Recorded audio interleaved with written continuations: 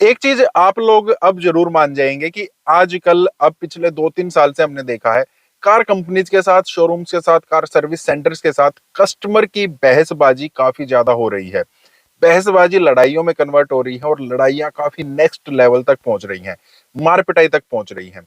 घबरा नहीं रहे हैं अब शोरूम पर जो भी काम कर रहे हैं ना, सर्विस सेंटर पर जो भी काम कर रहे हैं, वो कोई घबरा नहीं रहा, लड़ाइयां करते हुए नहीं घबरा रहे हैं। क्यों रहा है ऐसा? और हमारे साथ भी हो सकता है। हमें कभी ना कभी ऐसा जरूर लगा होगा यार कि हम सर्विस सेंटर पर जाते हैं, कार कंपनी में जाते हैं, अगर थोड़ी बहुत भी बातचीत होती है ना तो एक अकड़ टाइप हमें थोड़ी सी दिखती है अब शोरूम की तरफ, सर्विस सेंटर की तरफ। क्यों हो रहा है ऐसा? आज हम उसी पर बात कर लेते हैं और किस तरीके से आप इससे बच सकते हैं। और अगर आपकी बहसबाजी हो भी जाती है ना तो आपको कितना आगे तक जाना है, वो लड़ाई में कन्वर्ट हो जाती है, वो ज्यादा वर्स्ट केस सिनेरियो हो जाता है, तो भी आपको एक लाइन ड्रॉ करनी पड़ेगी ताकि आप ठीक ठाक वहां से निकल आए। हेलो, मेरा नाम है अमित और आप देख रहे हैं डेली ऑटो लाइफ। आपने अक्सर सुना होगा कस्टमर इज किंग, लेकिन कार मार्केट में आज के टाइम पर ये चीज धीरे धीरे डाउन होती चली जा रही है। कस्टमर किंग तो आज भी मान सकते हैं, कस्टमर तो हमेशा ही किंग रहता है, वो किसी भी चीज को डाउन या किसी भी चीज को उठा सकते हैं, लेकिन एक अकेला कस्टमर इज किंग नहीं होता है, वो सबको मिलाकर होता है। तो आप वो चीज मत मानिए कि हम किंग हैं। होती थी वो फीलिंग पहले, कुछ सालों पहले तक होती थी, आज वो नहीं है। कार कंपनीज को या शोरूम्स को इतनी ज्यादा जरूरत नहीं है, कस्टमर की जरूरत हमेशा बनी रहती है, लेकिन इतनी ज्यादा नहीं है कि वो हमारे नखरे उठाए।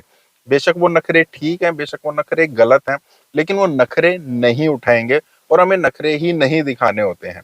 देखिए, सबसे पहले क्या होता है, बहस कहाँ से शुरू होती है, लड़ाई कहाँ से शुरू होती है? सबसे पहले हो सकता है कार कंपनी, हम कार कंपनी की गलती मानकर चलते हैं, अपनी गलती की तो बात ही छोड़ दीजिए। हम शोरूम पर गए हैं या सर्विस सेंटर पर गए हैं, वहां पर छोटी गलती भी हो सकती है, बहुत बड़ी गलती भी हो सकती है। छोटी गलती क्या हो सकती है?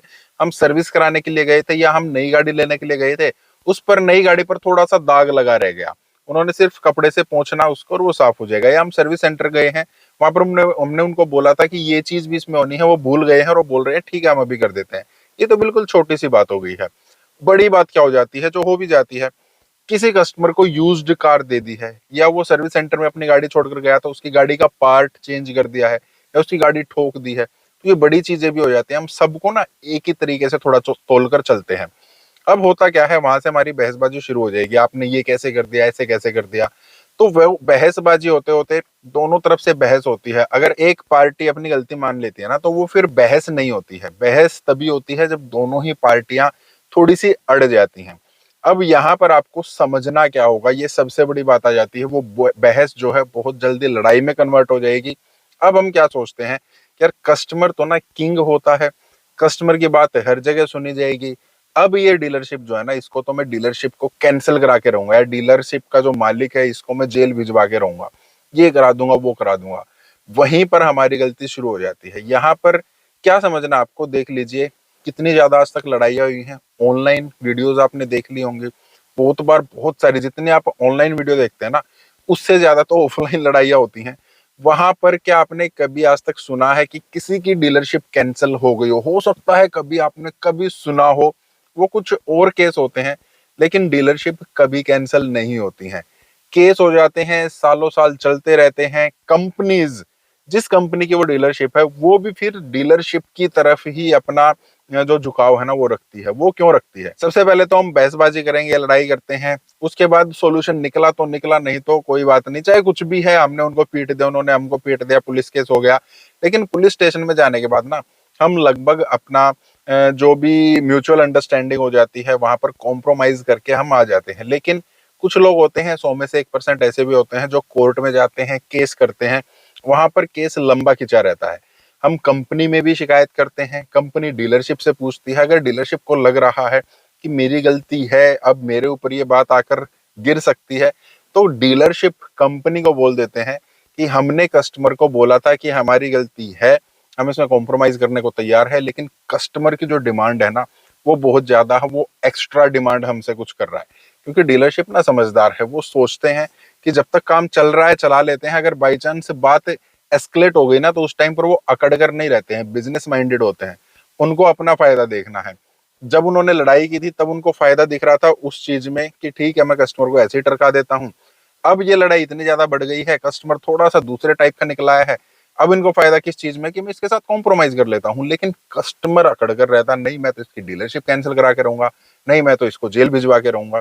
वो चीज आप अगर करेंगे तो ये चीज कभी भी हम नहीं पा सकते हैं, डीलरशिप कैंसिल हम नहीं करा सकते हैं।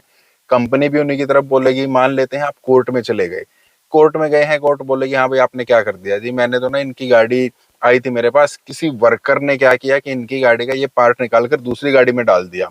फिर फिर हमने कस्टमर को बोला कि भाई कस्टमर के ऐसे ऐसे ये चीज हो गई है, हम अपनी गलती मानते हैं, आपकी गाड़ी में ना नया पार्ट डाल देंगे। लेकिन कस्टमर बोल रहा है कि नहीं मैं तो नहीं मानता, मेरे को वही पार्ट ला के दो। अब वो पार्ट नहीं आ सकता है क्योंकि वो दूसरी गाड़ी में डल चुका है। अब हम इनको नया पार्ट दे रहे हैं, ये फिर भी नहीं मान रही है, हमसे 10 लाख रुपए की डिमांड कर रहे हैं, कुछ भी है। अब कोर्ट आपसे पूछेगी हाँ भाई आप क्या चाहते हो, तो आप उस टाइम पर क्या कहोगे? आप यही कहोगे ना कि हाँ मैं यही चाहता हूँ। यही चाहते तो करवा लो ना, फिर कोर्ट आने में क्या जरूरत थी? तो डीलरशिप तो उसी टाइम पर चेंज हो जाता है। आप फिर क्या बोलेंगे कोर्ट को, नहीं मैं तो इसकी डीलरशिप कैंसिल कराने आया हूँ, नहीं मैं तो इसको जेल भिजवाने आया हूँ। कोर्ट भी ये बोलेगी आप जेल क्यों भिजवा रहे हैं, गलती हो जाती है, ये मान रहे हैं, आपको कंपनसेट कर रहे हैं। इवन डीलर ये भी बोल देगा मैंने इनको ये भी बोला था आपका पार्ट चेंज कर देंगे, जो आपको दिक्कत हुई है ना उसके लिए हम 10-20 हजार रुपए आपको कंपनसेशन भी देने को तैयार हैं। वो आपको मानना पड़ेगा। बेमतलब में आप सालों साल कोर्ट के चक्कर काट रहे हैं और उसके बावजूद भी रिजल्ट क्या आया? रिजल्ट वो आया जो आप पहले दिन चाहते थे। इससे बचने का तरीका क्या हो सकता है? सबसे पहले देखिए, जब भी डीलरशिप कोई भी गलती करेगा, सर्विस सेंटर गलती करेगा, तो ऑब्वियस सी बात है हमें गुस्सा आएगा। अब मैं ये नहीं कह रहा हूं कि गुस्सा आएगा, वो गलती कर रहे हैं उसके बावजूद भी आप प्यार से उनसे बोलते रहिए सर प्लीज करा दो, नहीं ऐसा नहीं है। मानव का, इंसान का नेचर ऐसा नहीं है कि वो इतना शांत रह सके। चिल्लाएगा, वो बहसबाजी भी करेगा, बिल्कुल ठीक है। उसके बाद वहां से कोई सोल्यूशन नहीं निकला, आप वहां से आ सकते हैं। मारपीट तक बात ना पहुंचे इतनी आपको कोशिश जरूर करनी है। देखिए दोनों ही तरफ के जो लोग होते हैं ना, वो है तो इसी संसार में रहने वाले तो है ना, ईगो दोनों के पास ही है। तो जब ईगो पर बात आ जाती है ना, फिर उस टाइम पर जो वो हीट ऑफ द मोमेंट होता है ना, वहां पर कोई भी झुकना नहीं चाहता है। तो उस टाइम पर थोड़ा सा झुकना पड़ेगा आपको, बोलना चलो कोई बात नहीं यार, मैं ना कल आता हूँ, फिर हम बात करते हैं आराम से, आज छोड़ते हैं इसको।